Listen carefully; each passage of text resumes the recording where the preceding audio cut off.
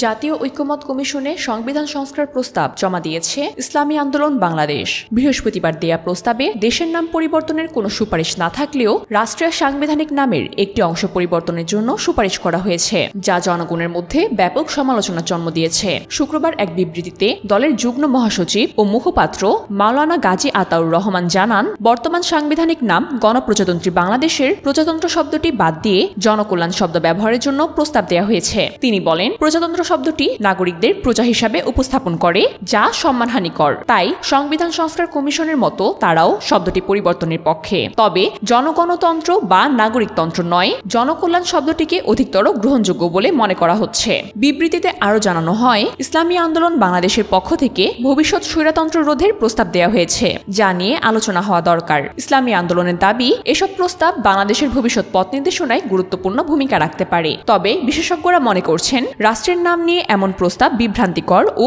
অপ্রয়োজনীয়। একটি রাষ্ট্রের মৌলিক চরিত্র ও কাঠামোকে প্রতিনিধিত্ব করে তার সাংবিধানিক নাম। গণপ্রজাতন্ত্রী শব্দটি বাংলাদেশের ইতিহাস, সংগ্রাম ও স্বাধীনতার চেতনার সঙ্গে যুক্ত। একে সরিয়ে দেয়া শুধু সাংবিধানিক নয়, বরং রাজনৈতিক দৃষ্টিকোণ থেকেও স্পর্শকাতর।